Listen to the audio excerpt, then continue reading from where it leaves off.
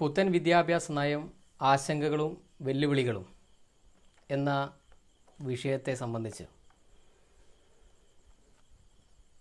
നവമാധ്യമത്തിൽ ഒരു പ്രഭാഷണമാണ് ഇവിടെ സംഘടിപ്പിക്കുന്നത്.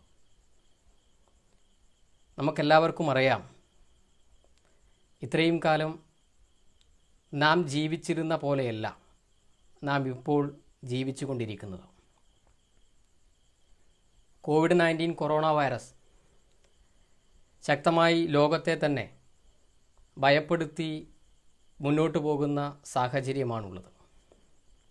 ഇന്ത്യയിലും അതേപോലെ തന്നെ ശക്തമായി കോവിഡ് നിലനിൽക്കുന്ന സാഹചര്യവും കൂടിയാണ്. ഈ സാഹചര്യത്തിൽ നമുക്ക് എല്ലാവർക്കും ഒത്തുകൂടിക്കൊണ്ട് പ്രവർത്തനങ്ങൾ നടത്താൻ വേണ്ടി കഴിയില്ല എന്നതിൻ്റെ അടിസ്ഥാനത്തിലാണ് ആശയപ്രചരണം, രാഷ്ട്രീയ പ്രവർത്തനത്തിലെ ആശയപ്രചരണമെല്ലാം നവമാധ്യമങ്ങൾ ഉപയോഗപ്പെടുത്തി നാം നടത്തി മുന്നോട്ട് പോകുന്നത്. ഈ പ്രോഗ്രാം കേൾക്കുന്ന എല്ലാ ആളുകളും വീടുകളിലായിരിക്കും. വ്യത്യസ്ത സ്ഥലങ്ങളിൽ നിന്നുകൊണ്ട് ഈ നവമാധ്യമത്തിൻ്റെ പ്ലാറ്റ്ഫോമിൽ നാം കുറച്ച് സമയം ഒന്നിക്കണം എന്നുള്ളതാണ് തീരുമാനിച്ചിട്ടുള്ളത്. ഇവിടെ കോവിഡ് വൈറസ് ശക്തമായിക്കൊണ്ട് നമ്മുടെ രാജ്യത്തും ലോകത്തും മുന്നോട്ട് പോയിക്കൊണ്ടിരിക്കുന്ന സാഹചര്യമാണ്. ഈ സാഹചര്യത്തിൽ ഇന്ത്യയിൽ മരണം വർദ്ധിച്ചു വരികയാണ്, രോഗികളുടെ എണ്ണം വർദ്ധിച്ചു വരികയാണ്. ഇങ്ങനെയുള്ളൊരു സാഹചര്യത്തിൽ ഇന്ത്യ ഭരിക്കുന്ന സർക്കാർ കോവിഡുമായി ബന്ധപ്പെട്ടുകൊണ്ടുള്ള പ്രവർത്തനങ്ങൾ ഏറ്റെടുത്ത് ഇന്ത്യയിലെ ആകമാനമുള്ള ജനങ്ങളെ സാന്ത്വനിപ്പിക്കുന്നതിനു വേണ്ടി നല്ല പാക്കേജുകൾ നൽകി മുന്നോട്ട് വരേണ്ട ഒരു സാഹചര്യമാണെന്നുള്ളത്. പക്ഷേ അത്തരത്തിലുള്ള പ്രവർത്തനങ്ങളിൽ ഇന്ത്യൻ ഗവൺമെൻറ് തയ്യാറായി മുന്നോട്ട് വരുന്നില്ല എന്നുള്ളത് നമുക്ക് കാണാൻ വേണ്ടി സാധിക്കും.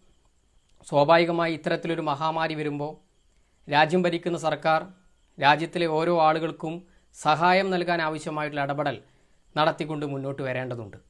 പക്ഷെ അത്തരത്തിലുള്ള ഇടപെടൽ രാജ്യം ഭരിക്കുന്ന സർക്കാരിൻ്റെ ഭാഗത്തു നിന്നും ഉണ്ടാവുന്നില്ല എന്നുള്ളത് നേരത്തെ തന്നെ നാം ചർച്ച ചെയ്യപ്പെട്ടിട്ടുള്ള വിഷയം തന്നെയാണ്. ഇവിടെ കോവിഡിനെ മറയാക്കിക്കൊണ്ട് ഇന്ത്യയിൽ വിവിധങ്ങളായിട്ടുള്ള നയങ്ങൾ, ഇന്ത്യയിൽ വിവിധങ്ങളായിട്ടുള്ള നിയമങ്ങൾ ഇന്ത്യ രാജ്യത്തിനകത്ത് പാസ്സാക്കിക്കൊണ്ടിരിക്കുകയാണ്.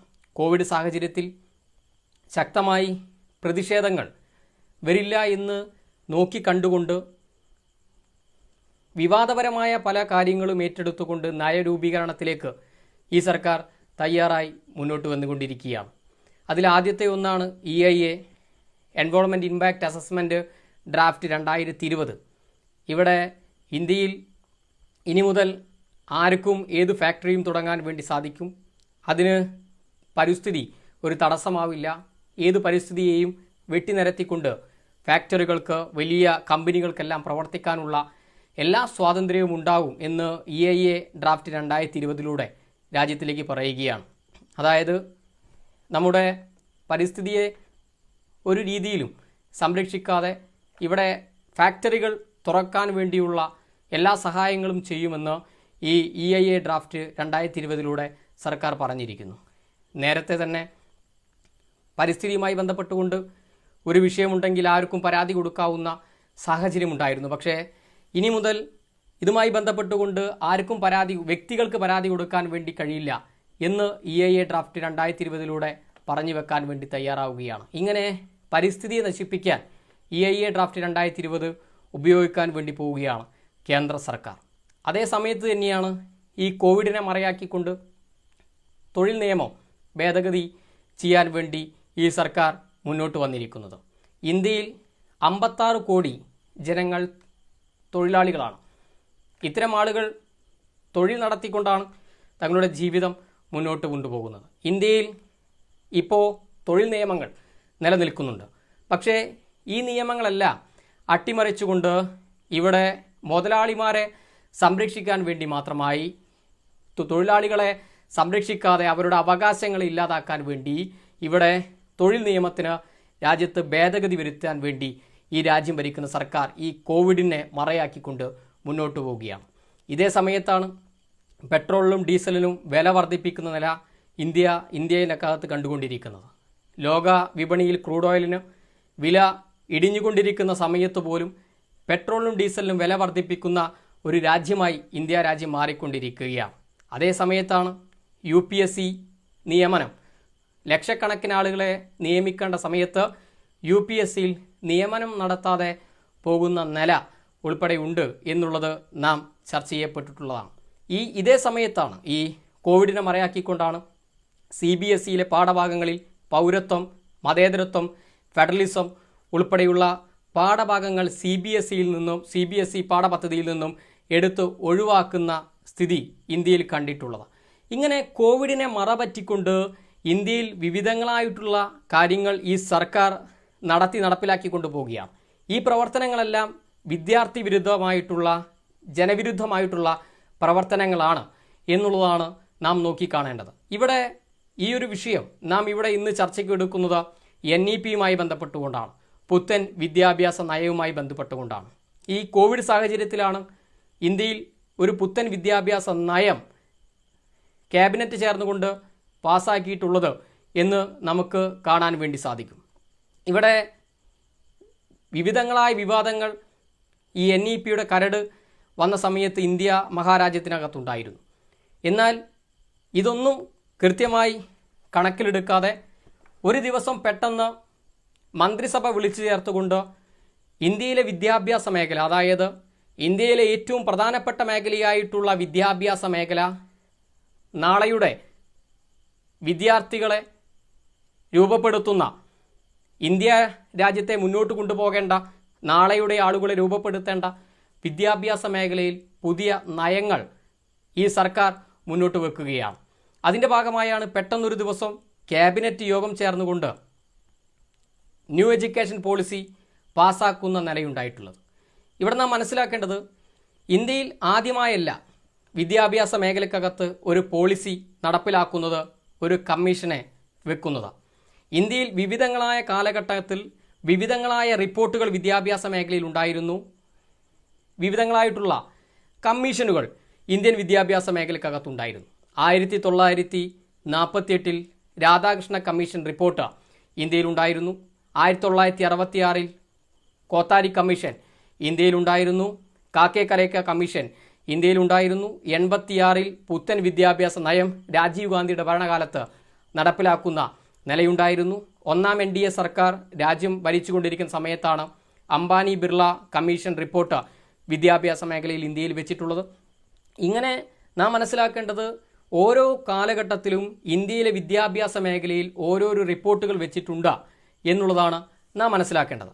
എന്നാൽ ഇപ്പോൾ വന്നിട്ടുള്ള ന്യൂ എഡ്യൂക്കേഷൻ പോളിസിയുമായി ബന്ധപ്പെട്ടുകൊണ്ട് നാം മനസ്സിലാക്കേണ്ട ഏറ്റവും പ്രധാനപ്പെട്ട കാര്യം, വിദ്യാഭ്യാസ പ്രവർത്തകനല്ലാത്ത കസ്തൂരി രംഗൻ ചെയർമാനായിട്ടുള്ള കമ്മിറ്റിയാണ് ഇവിടെ ന്യൂ എഡ്യൂക്കേഷൻ പോളിസിയുടെ റിപ്പോർട്ടിംഗ് കമ്മിറ്റിയുടെ ചെയർമാനായിട്ടുള്ളത് എന്നുള്ളതാണ് നാം മനസ്സിലാക്കേണ്ടത്.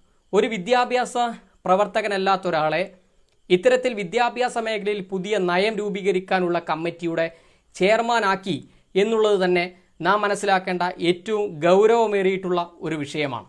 ഇനി നാം ഈ റിപ്പോർട്ട് എടുത്ത് പരിശോധിച്ച് കഴിഞ്ഞാൽ, ഈ റിപ്പോർട്ട് വരുന്നതിന് മുന്നേ കഴിഞ്ഞ വർഷം ഈ രാജ്യത്ത് NEPയുടെ കരട് അവതരിപ്പിക്കുന്ന നിലയുണ്ടായിരുന്നു. 480ഓളം പേജുകളുള്ള വലിയൊരു ഡോക്യുമെൻ്റ് ആയിരുന്നു ഈ കരട്. ഈ കരട് വന്നപ്പോൾ തന്നെ ഇന്ത്യയിൽ ശക്തമായ പ്രതിഷേധങ്ങൾ ഉയരുന്ന നിലയുണ്ടായിരുന്നു. അതിലേറ്റവും പ്രധാനമായി ഉന്നയിച്ചിരുന്ന വാദഗതികൾ ഇതെല്ലാമാണ്. ഒന്ന്, ഇങ്ങനെയൊരു കരട് രാജ്യത്ത് അവതരിപ്പിക്കുന്ന സമയത്ത് സംസ്ഥാനങ്ങളെ കേൾക്കുവാനോ ഇവിടെയുള്ള ഓരോ സംസ്ഥാനത്തിലെ ഭാഷകളിലേക്ക് ഈ കരട് ട്രാൻസ്ലേറ്റ് ചെയ്യുവാനോ, ഇന്ത്യയിലെ വിദ്യാഭ്യാസ മേഖലയിലുള്ള വിദ്യാഭ്യാസ പ്രവർത്തകരെ അവരെ കേൾക്കുവാനോ അവരുടെ അഭിപ്രായങ്ങൾ ചോദിച്ചറിയുവാനോ ഇന്ത്യയിലെ പാർലമെൻറ്റ് അംഗങ്ങൾക്ക് മതിയായ നിലയിൽ ചർച്ച ചെയ്യാനും സംവദിക്കാനുമുള്ള അവസരങ്ങൾ നൽകാതെയുമാണ് ഈ റിപ്പോർട്ട്, ഇങ്ങനെയൊരു കരട് രാജ്യത്തിനകത്ത് ആദ്യഘട്ടത്തിൽ വന്നത് എന്ന വലിയൊരു പരാതി ഈ കരട് വന്നപ്പോൾ ഇന്ത്യ മഹാരാജ്യത്തിനകത്ത് ഉണ്ടായിരുന്നു എന്നുള്ളത് നാം മനസ്സിലാക്കേണ്ടതാണ്. ഇങ്ങനെ ഈ സമയത്ത് ഇന്ത്യയിലെ വിദ്യാർത്ഥി സംഘടനകൾ, ഇന്ത്യയിലെ അധ്യാപക സംഘടനകൾ, ഇന്ത്യയിലെ സാമൂഹിക സാംസ്കാരിക രംഗത്ത് പ്രവർത്തിക്കുന്ന ഓരോ ആളുകളും ഈ കരടുമായി ബന്ധപ്പെട്ടുകൊണ്ട് ശക്തമായ പ്രതിഷേധം ഉയർത്തിപ്പിടിച്ച് മുന്നോട്ട് വരുന്ന കാഴ്ച ഇന്ത്യക്കകത്ത് കാണാൻ വേണ്ടി നാം സാധ്യമായിരുന്നു. ഇങ്ങനെയൊക്കെ ഒരു പ്രതിസന്ധികൾ നിൽക്കുന്ന ഘട്ടത്തിലാണ് കോവിഡ് എന്ന മഹാമാരി ഇന്ത്യയിലും ലോകത്തും ഉൾപ്പെടെ വന്നുകൊണ്ടിരിക്കുന്ന ഇത്രയും ഒരു പ്രശ്നം നിൽക്കുന്ന സമയത്താണ് ഒരു കള്ളക്കടത്ത് കടത്തുന്നത് പോലെ ഇന്ത്യയിൽ ഏറ്റവും ഉന്നതമായിട്ടുള്ള മേഖലയായിട്ടുള്ള വിദ്യാഭ്യാസ മേഖലയിൽ ഒരു നയം പാർലമെൻറ്റിനകത്ത് പോലും ചർച്ച ചെയ്യാതെ ക്യാബിനറ്റ് യോഗം വിളിച്ചുകൊണ്ട് പാസ്സാക്കുന്നത് എന്ന് നാം മനസ്സിലാക്കണം. ഇതിൻ്റെ കരട് രൂപം കഴിഞ്ഞ വർഷം വന്നപ്പോൾ 480 പേജുള്ള ഒരു വലിയ ഡോക്യുമെൻ്റ് ആയിരുന്നു. 480 പേജുള്ള ഡോക്യുമെൻ്റ് ആയിരുന്ന കരട് ഇപ്പോൾ പോളിസിയായി അംഗീകരിച്ച സമയത്ത് വെറും 67 പേജ് മാത്രമാണ് ഉള്ളത് എന്നുള്ളതാണ് നാം മനസ്സിലാക്കേണ്ടത്. അതായത് ഇതിൻ്റെ കരടിൻ്റെ സിംഹഭാഗവും വലിയ ഒരു ഭാഗവും വെട്ടിക്കളഞ്ഞുകൊണ്ടാണ് ഇവിടെ പുതിയ വിദ്യാഭ്യാസ നയം രൂപീകരിച്ചിട്ടുള്ളത്. 67 പേജിലേക്ക് ആ നയത്തിൻ്റെ പേജിൻ്റെ എണ്ണം ചുരുങ്ങി എന്നുള്ളത് നാം മനസ്സിലാക്കേണ്ടത് വിദ്യാർത്ഥി വിരുദ്ധമായിട്ടുള്ള ജനവിരുദ്ധമായിട്ടുള്ള അശാസ്ത്രീയപരമായിട്ടുള്ള കാര്യങ്ങളാണ് ഈ റിപ്പോർട്ടിനകത്തുള്ളത് എന്നുള്ളതാണ് നാം മനസ്സിലാക്കേണ്ടത്. അല്ലെങ്കിൽ ഇത്രത്തോളം വലിയൊരു ഭാഗവും ഈ റിപ്പോർട്ടിൽ നിന്നും വെട്ടിക്കളയേണ്ട സാഹചര്യമില്ലായിരുന്നു. ഇനി ഈ റിപ്പോർട്ടിനകത്തേക്ക് വന്നു കഴിഞ്ഞാൽ നമുക്ക് മനസ്സിലാക്കാൻ വേണ്ടി സാധിക്കുന്ന ഏറ്റവും പ്രധാനപ്പെട്ട കാര്യം എന്നുള്ളത് ഇന്ത്യയിലെ വിദ്യാഭ്യാസ മേഖല ആ വിദ്യാഭ്യാസ മേഖലയിലെ പൊതുവിദ്യാഭ്യാസ മേഖല ശക്തിപ്പെടുത്തി മുന്നോട്ട് കൊണ്ടുപോകാൻ ഒന്നും തന്നെ ഈ ന്യൂ എഡ്യൂക്കേഷൻ പോളിസിയിൽ പറയുന്നില്ല എന്നുള്ളതാണ് നാം മനസ്സിലാക്കേണ്ടത് ഏറ്റവും പ്രധാനപ്പെട്ട കാര്യം. സ്വാഭാവികമായി ഇന്ത്യയിലെ വിദ്യാഭ്യാസ മേഖല ശക്തിപ്പെടേണ്ടത് പൊതുവിദ്യാഭ്യാസ മേഖലയാണ്. പൊതുവിദ്യാഭ്യാസ മേഖല ശക്തിപ്പെട്ടാലേ എല്ലാ വിദ്യാർത്ഥികൾക്കും പാവപ്പെട്ട വിദ്യാർത്ഥികൾക്കുൾപ്പെടെ എല്ലാവർക്കും ഒരുപോലെ വിദ്യാഭ്യാസം ലഭ്യമാകൂ എന്നുള്ള കാര്യം നമുക്കെല്ലാവർക്കും അറിയാം. പക്ഷേ ഈ റിപ്പോർട്ടിൽ എവിടെയും പൊതുവിദ്യാഭ്യാസ മേഖലയെ ശക്തിപ്പെടുത്തി മുന്നോട്ട് കൊണ്ടുപോകണം എന്നത് പറയുന്നില്ല എന്നുള്ളത് ഈ റിപ്പോർട്ടിനകത്തെ ഒരു പ്രധാനപ്പെട്ട വിഷയമാണ്. അതായത് ഈ റിപ്പോർട്ടിൻ്റെ ഭാഗമായി ഇന്ത്യയിലെ വിദ്യാഭ്യാസ മേഖല പൊതുവിദ്യാഭ്യാസ മേഖലയെ സംരക്ഷിക്കാതെ സ്വകാര്യ വിദ്യാഭ്യാസ മേഖലയെ മാത്രം സംരക്ഷിക്കും എന്നതിൻ്റെ ഏറ്റവും വലിയ സൂചനയാണ് ഈ റിപ്പോർട്ടിനകത്ത് പറഞ്ഞിരിക്കുന്നത്. ഈ റിപ്പോർട്ട് വായിച്ചു കഴിഞ്ഞാൽ ഒറ്റനോട്ടത്തിൽ നമുക്ക് മനസ്സിലാകുക വളരെ നല്ല വാചകങ്ങൾ ഉപയോഗപ്പെടുത്തിക്കൊണ്ട് നല്ല വാക്കുകൾ ഉപയോഗപ്പെടുത്തിക്കൊണ്ട് മനോഹരമായിട്ടാണ് ജനാധിപത്യത്തെക്കുറിച്ചെല്ലാം പറഞ്ഞുകൊണ്ട് മനോഹരമായിട്ടാണ് ഈ റിപ്പോർട്ട് എഴുതിയതായി നമുക്ക് കാണാൻ വേണ്ടി സാധിക്കുക. പക്ഷേ കൃത്യമായി റിപ്പോർട്ട് പരിശോധിച്ച് കഴിഞ്ഞാൽ ഈ റിപ്പോർട്ടിൻ്റെ എല്ലാ ഭാഗങ്ങളിലേക്കും ഒരു പരിശോധന നടത്തി കഴിഞ്ഞാൽ ഈ റിപ്പോർട്ട് തീർത്തും വിദ്യാർത്ഥി വിരുദ്ധമായ റിപ്പോർട്ടാണ് എന്ന് നമുക്ക് മനസ്സിലാവും. ഈ റിപ്പോർട്ടിൻ്റെ ലക്ഷ്യം ഇന്ത്യയിലെ വിദ്യാഭ്യാസ മേഖലയെ കാവ്യവൽക്കരിക്കാനും ഇന്ത്യയിലെ വിദ്യാഭ്യാസ മേഖലയെ കച്ചവടവൽക്കരിക്കാനും ഇന്ത്യയിലെ വിദ്യാഭ്യാസ മേഖലയെ കേന്ദ്രീകൃതമാക്കിക്കൊണ്ട് സംസ്ഥാന സർക്കാരുകൾക്ക് ഒരധികാരവുമില്ലാതെ സംസ്ഥാന സർക്കാരുകൾക്ക് അധികാരമില്ലാതെ കേന്ദ്ര സർക്കാരുകൾക്ക് മാത്രം അധികാരമുള്ള ഒന്നാക്കി മാറ്റും എന്നുള്ളതാണ് ഈ റിപ്പോർട്ടിൻ്റെ ഭാഗമായി നമുക്ക് മനസ്സിലാവുന്നത്. അതുതന്നെയാണ് ഇത്തരത്തിലൊരു റിപ്പോർട്ട് ഇവിടെ ഈ സമയത്ത് പോളിസിയായി ഇറക്കാനുണ്ടായ സാഹചര്യവും എന്ന് നമ്മൾ മനസ്സിലാക്കേണ്ടതുണ്ട്. ഇനി ഈ റിപ്പോർട്ടിനകത്തേക്ക് വന്നു കഴിഞ്ഞാൽ ഈ റിപ്പോർട്ടിനകത്ത് പറയുന്ന ഏറ്റവും പ്രധാനപ്പെട്ട കാര്യങ്ങളിൽ ഒന്ന് രാജ്യത്തിൻ്റെ വൈവിധ്യങ്ങളെ രാജ്യത്തിൻ്റെ പ്രാദേശികമായിട്ടുള്ള സാഹചര്യങ്ങളെ ഉൾക്കൊണ്ടുകൊണ്ടായിരിക്കണം നമ്മുടെ വിദ്യാഭ്യാസ മേഖല മുന്നോട്ട് പോകേണ്ടത് എന്ന് ഈ റിപ്പോർട്ടിൽ പറയുന്നു. അതേസമയം തന്നെ ഈ റിപ്പോർട്ടിൽ പറയുന്നു വിദ്യാഭ്യാസം കൺകറന്റ് ലിസ്റ്റിൽപ്പെട്ടതാണ് എന്ന് ഈ റിപ്പോർട്ടിൽ പറയുന്നു.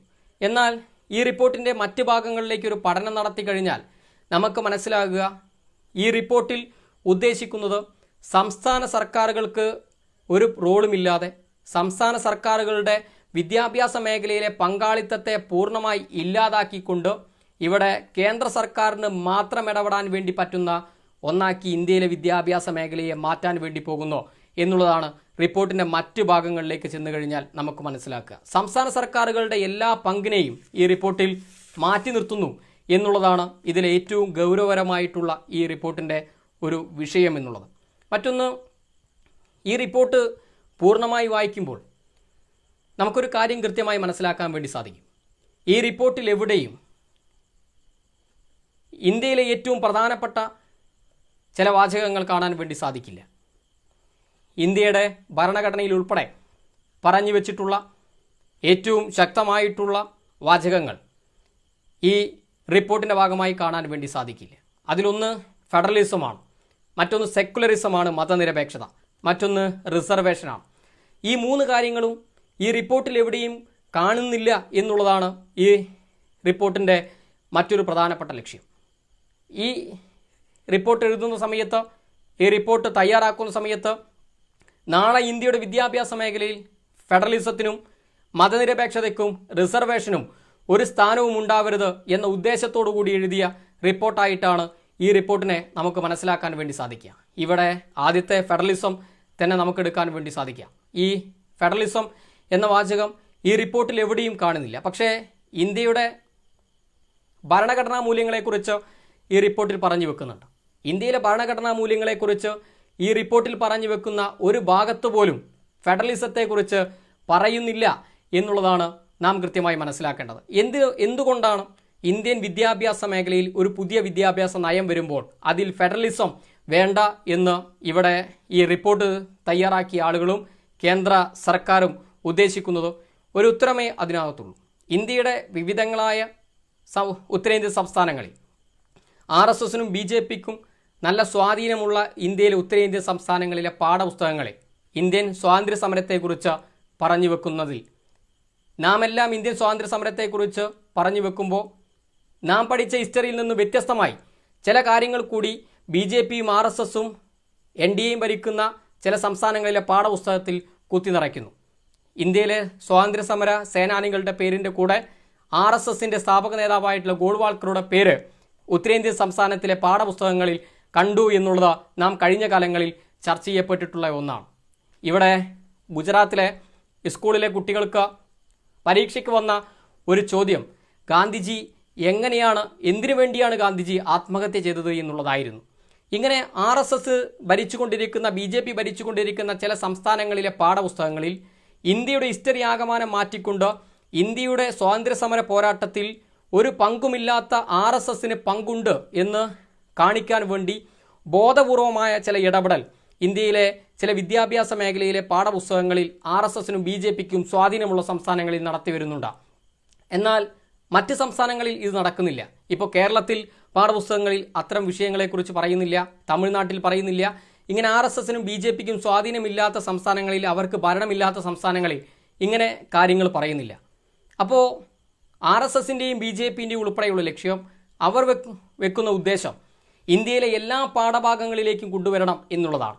അതിൻ്റെ അടിസ്ഥാനത്തിലാണ് ഇന്ത്യയിലെ വിദ്യാഭ്യാസ മേഖലയെ സംസ്ഥാന സർക്കാരുകൾക്കുള്ള എല്ലാ അധികാരത്തെയും മാറ്റിക്കൊണ്ട് കേന്ദ്ര സർക്കാരിലേക്ക് മാത്രം ഇന്ത്യയിലെ വിദ്യാഭ്യാസ മേഖലയുടെ അധികാരത്തെ മാറ്റുന്നത്. അത് ഗൗരവത്തോടു കൂടി നാം കാണണം. നാളെ ഇന്ത്യ ഭരിക്കുന്ന ഭരണാധികാരികൾ എന്താണ് വിദ്യാർത്ഥികളെ പഠിപ്പിക്കേണ്ടത് എന്ന് വിചാരിച്ചാൽ ആ പ്രവർത്തനം ഇന്ത്യയിലെ എല്ലാ വിദ്യാഭ്യാസ മേഖലയിലേക്കും എല്ലാ സംസ്ഥാനത്തിലേക്കും വ്യാപിപ്പിക്കാൻ വേണ്ടി പറ്റുമെന്നുള്ളതാണ് ഇതിലെ ഏറ്റവും ഗൗരവകരമായിട്ടുള്ള വിഷയം. അതുകൊണ്ടാണ് ഈ റിപ്പോർട്ടിനകത്ത് ഫെഡറലിസം എന്ന വാചകം കൃത്യമായി വേണം. ഇന്ത്യയിലെ വിദ്യാഭ്യാസ മേഖല പോവേണ്ടത് സംസ്ഥാന സർക്കാരുകൾക്കും കേന്ദ്ര സർക്കാരുകൾക്കും ഒരുപോലെ പങ്കാളിത്തമുള്ള രീതിയിലാണ് NSFI പറയുന്നത്. മറ്റൊന്ന്, ഈ റിപ്പോർട്ടിൽ കാണാൻ പറ്റാത്തൊരു ഒരു വാചകം നമുക്ക് പറയാൻ വേണ്ടി പറ്റുന്നത് സെക്കുലറിസമാണ്, മതനിരപേക്ഷത ഈ റിപ്പോർട്ടിൽ എവിടെയും നമുക്ക് കാണാൻ വേണ്ടി സാധിക്കില്ല. ഇന്ത്യൻ വിദ്യാഭ്യാസ മേഖല ഇന്ന് നേരിട്ടുകൊണ്ടിരിക്കുന്ന ഏറ്റവും പ്രധാനപ്പെട്ട പ്രശ്നം ഇന്ത്യയിലെ വിദ്യാഭ്യാസ മേഖലയിലെ സെക്കുലറിസത്തെ തകർക്കുന്നു എന്നുള്ളതാണ്. ഇന്ത്യൻ വിദ്യാഭ്യാസ മേഖലയിലെ സെക്കുലറിസത്തെ തകർക്കുന്നു എന്നത് ഇന്ത്യ കുറേ കാലങ്ങളായി ചർച്ച ചെയ്യപ്പെട്ടുകൊണ്ടിരിക്കുന്ന ഏറ്റവും ഗൗരവകരമായിട്ടുള്ള വിഷയമാണ്. അങ്ങനെ ഒരു വിഷയം ഇന്ത്യ മഹാരാജ്യത്തിനകത്ത് നിൽക്കുന്ന സമയത്ത് സ്വാഭാവികമായി ഇത്തരത്തിൽ പുതിയ ഒരു പോളിസി ഇന്ത്യക്കകത്ത് വരുന്ന സമയത്ത് ആ പോളിസിയിൽ വിദ്യാഭ്യാസ നയത്തിനകത്ത് വരേണ്ടത് ഇന്ത്യയിലെ വിദ്യാഭ്യാസ മേഖലയിലെ മതനിരപേക്ഷത, സെക്കുലറിസം കാത്തുസൂക്ഷിക്കാൻ വേണ്ടി പറ്റണം എന്നുള്ള നിർദ്ദേശമായിരിക്കണം. പക്ഷേ അത്തരത്തിലുള്ള നിർദ്ദേശം ഇല്ല എന്ന് മാത്രമല്ല, സെക്കുലറിസം, മതനിരപേക്ഷത എന്ന വാചകം പോലും നമ്മുടെ ഈ പുതിയ റിപ്പോർട്ടിനകത്തില്ല എന്നുള്ളത് ഗൗരവകരമാണ്. ഇന്ത്യ ഒരു മതേതര രാജ്യമാണ്. ഇന്ത്യ ഒരു മതേതര രാജ്യമാണ് എന്ന് ഭരണഘടനയിൽ പറഞ്ഞിരിക്കുന്ന രാജ്യമാണ് ഇന്ത്യ രാജ്യം.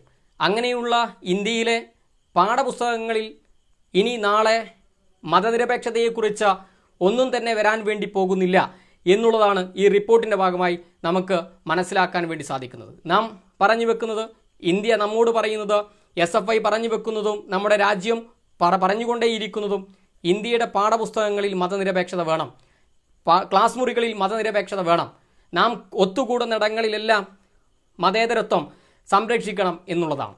അങ്ങനെ ഏറ്റവും പ്രധാനപ്പെട്ട മതനിരപേക്ഷതയെപ്പോലും സെക്കുലറിസത്തെപ്പോലും ഈ റിപ്പോർട്ടിൽ ഉൾപ്പെടുത്തിയിട്ടില്ല എന്നതിൻ്റെ ഉദ്ദേശം ഇന്ത്യക്കകത്തെ പാഠപുസ്തകത്തിനകത്ത് വർഗീയത കുത്തി നിറയ്ക്കാൻ വേണ്ടി, ഇന്ത്യ ഭരിച്ചുകൊണ്ടിരിക്കുന്ന ഭരണാധികാരികളുടെ ലക്ഷ്യങ്ങൾ നടപ്പിലാക്കാൻ വേണ്ടി ഇന്ത്യൻ വിദ്യാഭ്യാസ മേഖലയെ ഉപയോഗിക്കും എന്നുള്ളതാണ് നാം മനസ്സിലാക്കേണ്ടത്. മറ്റൊന്ന്, ഈ റിപ്പോർട്ടിൽ കാണാൻ വേണ്ടി സാധിക്കാത്ത ഒന്ന് റിസർവേഷനെ കുറിച്ചാണ്. റിസർവേഷനെ കുറിച്ച് ഈ റിപ്പോർട്ടിൽ എവിടെയും ഒരു വാചകം പോലും പറഞ്ഞു വെക്കുന്നില്ല എന്നുള്ളത് അതിഗൗരവപരമായിട്ടുള്ള ഒരു വിഷയമാണ്. ഇവിടെ ഇന്ത്യയിൽ കഴിഞ്ഞ കാലങ്ങളിൽ ഏറ്റവും കൂടുതലായി ചർച്ച ചെയ്യപ്പെട്ടിട്ടുള്ളൊരു വിഷയമാണ് റിസർവേഷൻ. ഇന്ത്യയിൽ അടിച്ചമർത്തപ്പെട്ട വിദ്യാർത്ഥികൾ, പിന്നോക്കം നിൽക്കുന്ന സമൂഹത്തിൽ നിന്ന് ഉയർന്നു വരുന്ന ആളുകൾ, ഈ ആളുകൾക്കെല്ലാം ഭരണഘടനാപരമായി മാറ്റിവെച്ചിട്ടുള്ള സീറ്റുകൾ പോലും ഇന്ത്യയിൽ ലഭ്യമാകുന്നില്ല എന്നുള്ളത് ഇന്ത്യക്കകത്ത് ഏറ്റവും ശക്തമായി കഴിഞ്ഞ കാലങ്ങളിൽ ഉയർന്നു വന്നിട്ടുള്ള വിഷയങ്ങളാണ്.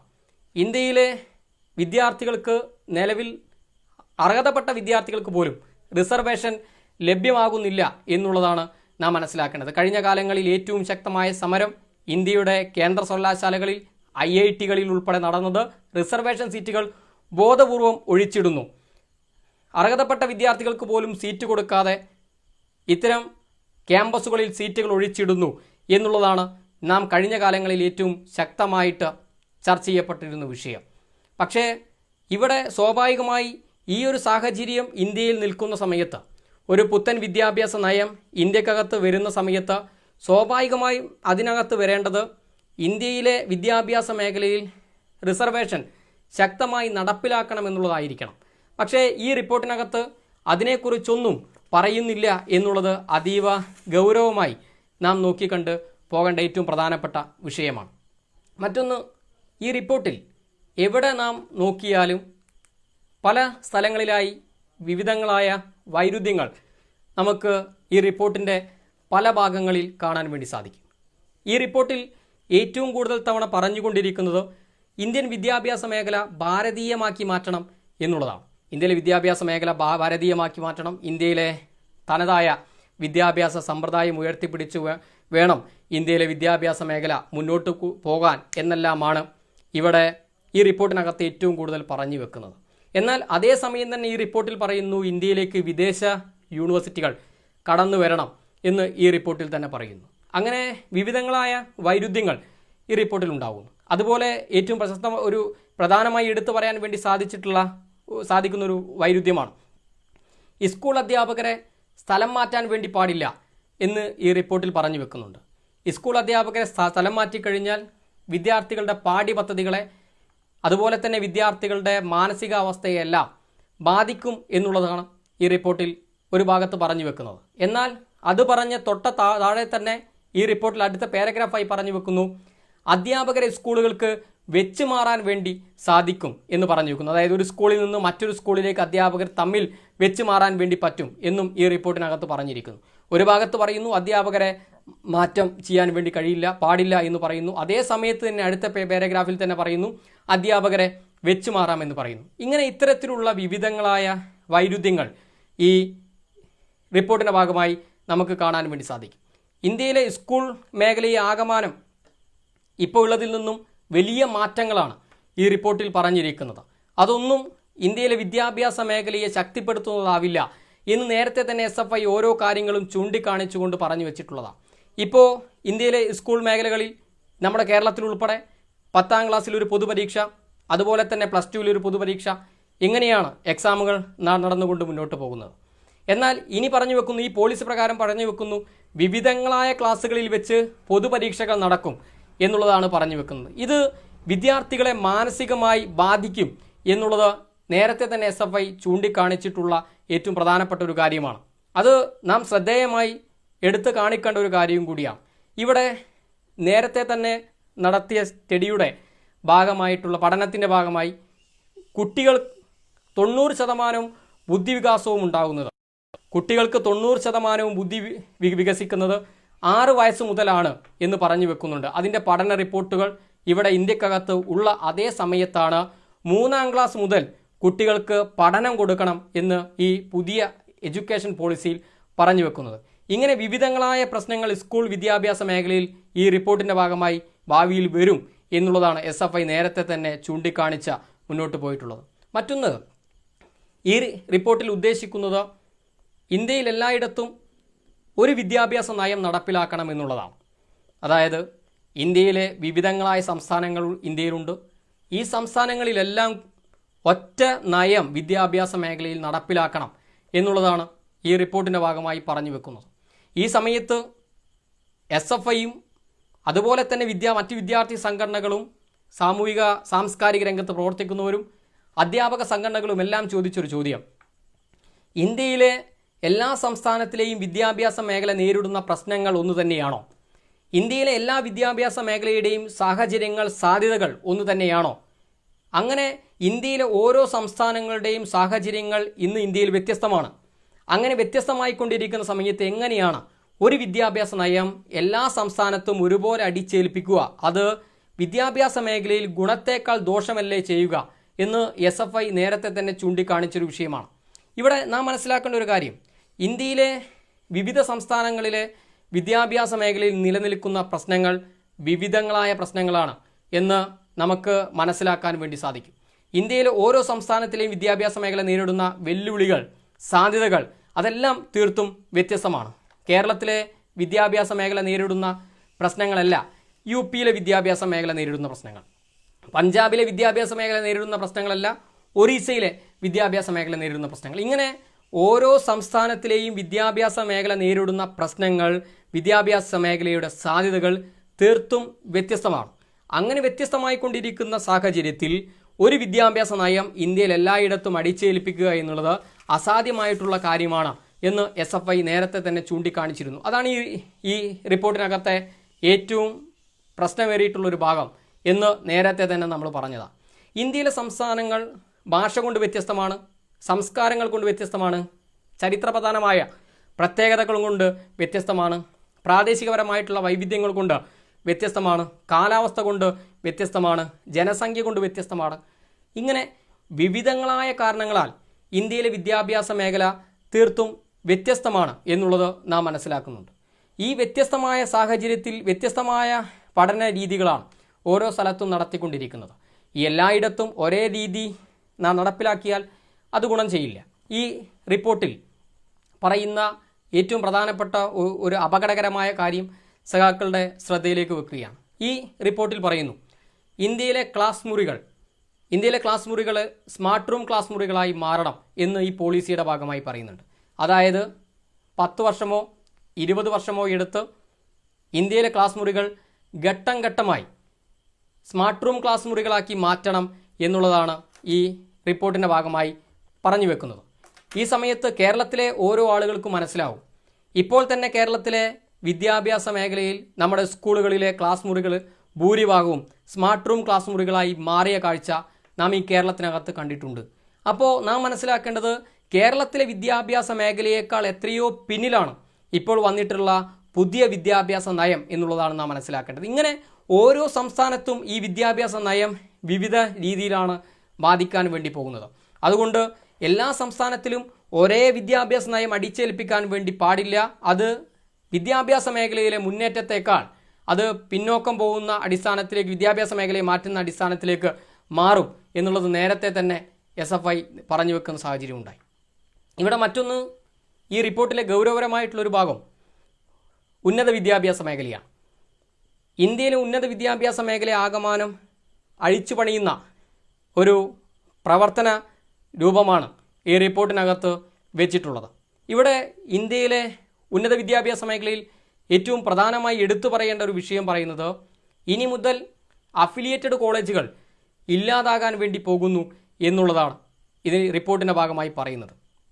ഈ ക്യാമ്പസുകൾക്ക് ഒന്നെങ്കിൽ യൂണിവേഴ്സിറ്റികളായി നിലനിൽക്കാം, അതല്ലെങ്കിൽ ഓട്ടോണമസ് ക്യാമ്പസുകളായി നിലനിൽക്കാം എന്നുള്ളതാണ് ഈ റിപ്പോർട്ടിൻ്റെ ഭാഗമായി മനസ്സിലാക്കുന്നത്. അതായത് ഇന്ത്യയിലെ ഏതൊരു സ്വകാര്യ സ്ഥാപനവും ഏതൊരു സ്വകാര്യ വിദ്യാഭ്യാസ സ്ഥാപനവും ഞങ്ങൾക്ക് ഓട്ടോണമസ് കോളേജുകളായി നിൽക്കാനാണ് താല്പര്യം എന്ന് പറഞ്ഞുകൊണ്ട് കേന്ദ്രത്തിന് ഒരു ലെറ്റർ അയച്ചു കഴിഞ്ഞാൽ ഇന്ത്യ ഭരിക്കുന്ന ഭരണാധികാരികൾ ആ ക്യാമ്പസുകളെ സ്വയംഭരണ പദവിയാക്കി ഓട്ടോണമസ് കോളേജുകളാക്കി മാറ്റാൻ ആവശ്യമായിട്ടുള്ള എല്ലാ ഇടപെടലും നടത്തിത്തരും എന്നുള്ളതാണ് ഈ റിപ്പോർട്ടിൻ്റെ ഭാഗമായി പറയുന്നത്. ഇത് ആരെ സംരക്ഷിക്കാൻ വേണ്ടിയാണ്?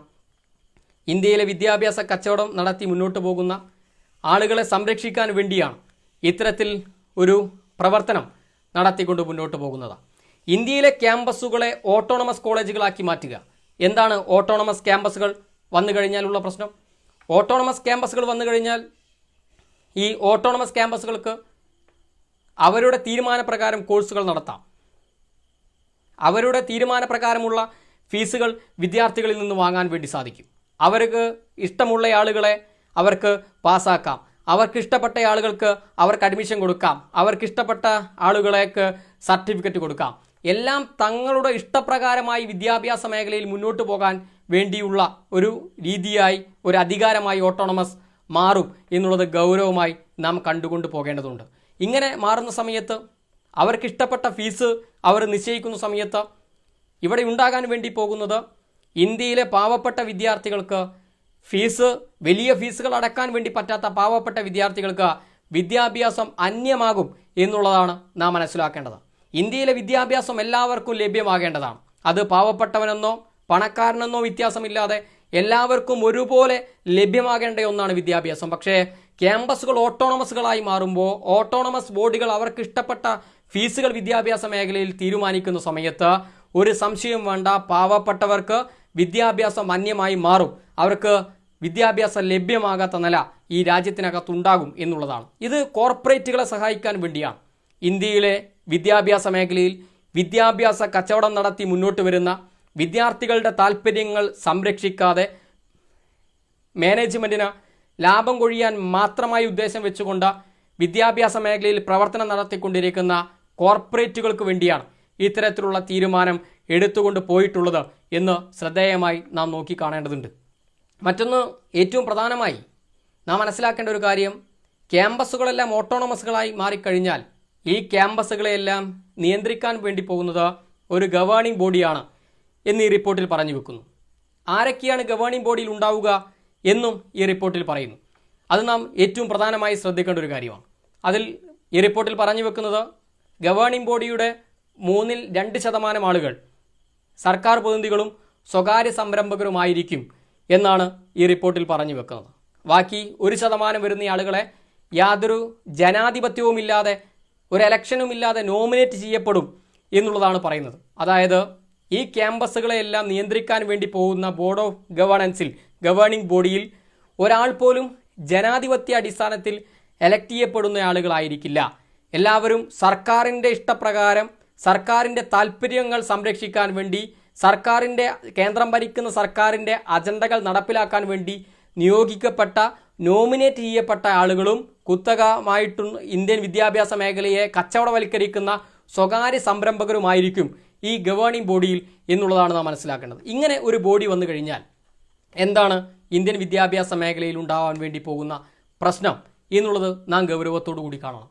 ഇങ്ങനെ ഒരു ബോഡി ഇന്ത്യക്കകത്തെ വിദ്യാഭ്യാസ മേഖലയെ നിയന്ത്രിക്കാൻ വേണ്ടി ബോഡി വന്നു കഴിഞ്ഞാൽ ഇന്ത്യയിലെ ഒരു വിദ്യാർത്ഥിക്ക് ആ വിദ്യാർത്ഥിയുടെ അവകാശങ്ങൾ സംരക്ഷിക്കാൻ വേണ്ടി, അല്ലെങ്കിൽ ആ വിദ്യാർത്ഥികൾക്ക് ഉണ്ടാകുന്ന ഒരു പ്രശ്നത്തെ പരാതിപ്പെട്ടുകൊണ്ട് മുന്നോട്ട് പോകാൻ വേണ്ടി കഴിയില്ല. സ്വാഭാവികമായിട്ട് ഈ ബോഡികൾ സംരക്ഷിക്കുക മാനേജ്മെൻറ്റിൻ്റെ താല്പര്യങ്ങളെ ആയിരിക്കും. ഒരു ഘട്ടത്തിലും അവിടെയുള്ള വിദ്യാർത്ഥികളുടെ താല്പര്യത്തെ സംരക്ഷിക്കാൻ, വിദ്യാർത്ഥികളുടെ അവകാശങ്ങളെ സംരക്ഷിക്കാൻ ഈ ബോഡി തയ്യാറായി വരികയില്ല. ഈ ബോഡി എല്ലാ ഘട്ടത്തിലും പ്രോത്സാഹിപ്പിക്കുക, സംരക്ഷിക്കുക മാനേജ്മെൻറ്റുകളെ ആയിരിക്കും എന്നുള്ളതാണ് നാം മനസ്സിലാക്കേണ്ടത്. ഇപ്പോൾ നമ്മുടെ ജില്ലയിൽ ഉൾപ്പെടെ വിവിധങ്ങളായ ക്യാമ്പസുകളുണ്ട്. ആ ക്യാമ്പസുകളെയെല്ലാം നിയന്ത്രിക്കുന്നത് യൂണിവേഴ്സിറ്റിയാണ്.